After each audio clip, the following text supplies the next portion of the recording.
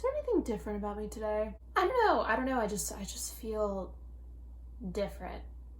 It's probably the weather. Hello, this is Emma from Beanbag Books, and as you may have noticed, I am in a different location. One that I am currently paying rent to, which has not happened in a long time. It took me a long time to get all my stuff set up and figure out how I wanted to film, if I wanted to film, if I had time to film, if it mattered whether or not I filmed. But you know what, for the, 4 or 5 people who might still be watching this, I decided to do a quick video just to make sure everybody knows that I'm alive and I want to try to do this more in the future.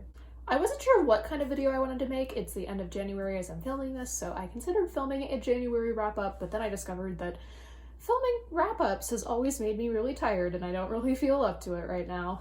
I think it's because I always feel compelled to do every book justice in just like a couple of minutes, and I will either end up giving a highly unscripted rant that's really unfocused and difficult to follow, and I don't feel like I did a good job, or what I'll do is obsessively write and rewrite a script to make sure that I'm saying everything I want to say in a short amount of time, and I just don't feel like I have the time right this minute. So what I decided to do for this video is talk a little bit about a reading challenge that I am participating in this year called The Storygraph Reads the World. I think a lot of people in this community know about Storygraph, but if you don't, this is what the page looks like for the challenge. And one thing I like about Storygraph, I will say that there are things I like about both platforms, but what I like about Storygraph is that it has a lot of interactive challenges that you can participate in throughout the year. They're well thought out. It's not like somebody just took a million books that fit into one category and like shoved them on a list. They're actually prompts that people thought through and decided to follow. And every year they do a Reads the World challenge where they pick 10 different countries and they ask you to read a book from somebody from those countries. You're allowed to read books by people in the diaspora of those countries. For example, if China were on the list, a Chinese American author would be acceptable. But the goal of the challenge is to try to read outside your horizons, which for a lot of Americans would be better represented by reading a book from somebody from China, for example. I sort of made a pact with myself that I'm not going to do reading challenges anymore if I'm not super excited about them and I'm just trying to check boxes. But I actually found a book for each of these prompts that I'm excited about, so I will share those with you. I will hold them up if I have them, and if I don't, I will put a cover over in the here area so you don't have to look at my chair anymore. Also, I think 3 of the 10 are from Spanish-speaking countries this year, which as a translator from Spanish, that's exciting to me. The first one, I think is Argentina. So here is the book I am planning to read for Argentina. Trafalgar by Angelica Gerodischer. I read a book by Angelica Gerodischer, I think, last year? Last year was so long and so much happened to me that it barely seems possible that it was only last year. But I really loved her writing. It was translated by Ursula K. Le Guin, and I didn't really know she was a translator, so that was really cool. This is translated by someone whose name isn't on the cover. That is not okay, y'all. We need to put translators' names on the cover, please. Okay, on the inside it says Amalia Gladheart, so thank you to her for translating this book. My friend got me this book because she had seen it in a bookstore and didn't really know what it was about, and she told me about it and I freaked out, so she sent it to me for my birthday. Part pulp adventure, part otherworldly meditation. This is the story of Trafalgar Medrano, intergalactic trader and lover of bitter coffee and black cigarettes. In the bars and cafes of Rosario, Argentina, he recounts tall tales of his space escapades, involving, among other things, time travel and dancing troglodytes. That sounds great. I'm so excited. Prompt 2, I've actually already completed this prompt. I finished this book a few days ago. It's Colombia. And I know that this is a basic choice, but I owned this book and hadn't gotten around to reading it, so I did choose a book by Gabriel Garcia Marquez, Leaf Storm and Other Stories. Gabo is one of my favorite authors ever. 100 Years of Solitude is basically why I'm a translator. I'll maybe talk about this book another time, but this did not go well. There was pain. It was mine. I think that Gabo is often such like a complex and opaque writer that although it's well worth the time to absorb yourself in his work, it takes a long time for you to get the feel of a particular novel. And these all being short stories, I just didn't get that time. I felt like I was submerged in his brain and how he wanted this story to work, and I didn't have enough time to really get used to it. So unfortunately, a lot of these did not really do it for me, but I finished it, so I did finish this prompt. Okay, and then the third Spanish-speaking country on the list is Cuba. And for that, one of the book clubs I'm in has already chosen, what's it called? Of Women in Salt by Gabriela Garcia. Interesting how similar her name is to the author I just talked about.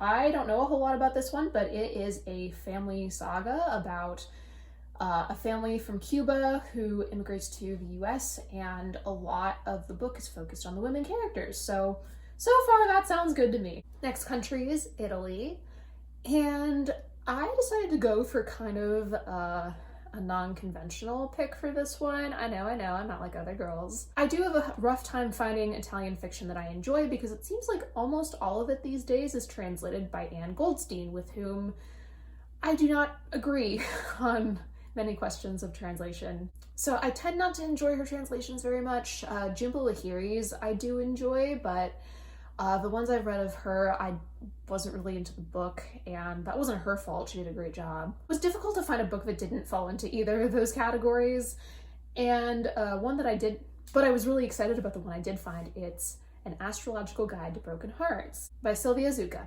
This book actually was turned into a Netflix short form sitcom. I think it's like 8 episodes or something, that I watched earlier last year and I really enjoyed. It's about a young woman working for a television production company who is having some bad luck with dates, getting over her ex, and she meets a friend who's really into astrology, and he convinces her, and he inspires her to create a television show that's basically a dating show for different astrological signs. I was super excited to discover that this was a book and that it was translated from Italian, and I hope to get my hands on it pretty soon. I can't really figure out who translated it, but I will tell you as soon as I get the book. Next prompt is Nigeria. This is another prompt that I finished. I just finished this book this morning, so I still have thoughts that are kind of circling around about it, but it's The Death of Vivek Oji by Akwaeke Emezi. This is a book I'd wanted to get to for a really long time. I'd been hearing about it for a while. I knew that it was in part inspired by Chronicle of a Death Foretold, which is one of my favorite Gabriel Garcia Marquez books. And overall, I think it was very well written, and I am glad that I read it. I will give you more information later. The next prompt is for Norway, and I actually thought that I was going to struggle with this one because a lot of Norwegian fiction that I've seen in translation has either not worked for me or I haven't been super interested in it. But this book looks cool. It's called Present Tense Machine. One of my goals for this year is to get better about preparing in advance to be able to pronounce the author's name. So the author's name is on the cover. I'm not going to try to pronounce it because I won't do it correctly, and that's not fair. The translator's name, though, is Kari Dixon. I can't even say the translator's name right, and that name's in English. This is about a mother whose young daughter is sucked into an alternate universe while she's reading aloud to her. And they continue to exist, but like they don't know about each other, which is super interesting. They're in alternate universes, so they don't really cross over or remember each other, but like they're still there. So that sounds super cool.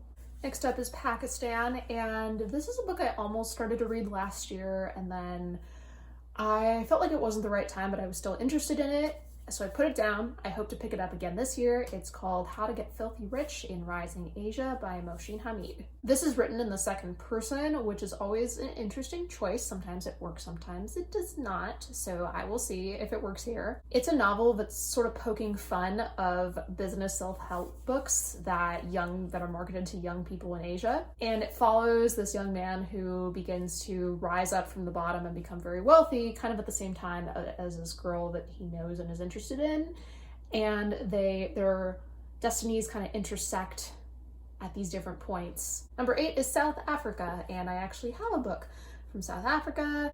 Ride the Tortoise by Liesl Jobson. I suppose it could be Jobson.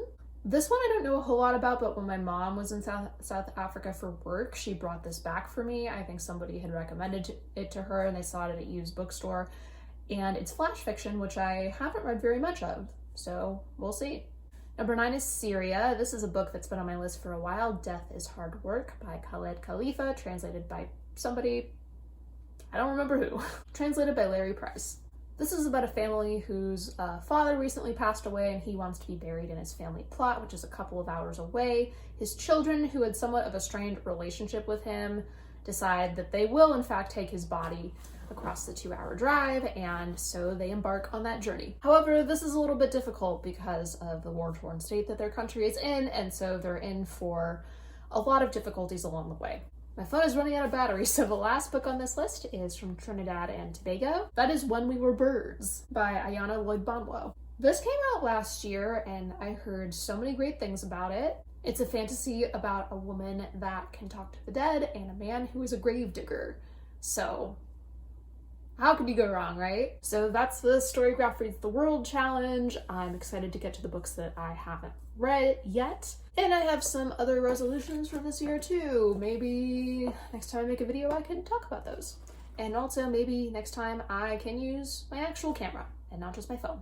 Thank you for tolerating me if in fact you have, and have a good rest of your day. Bye.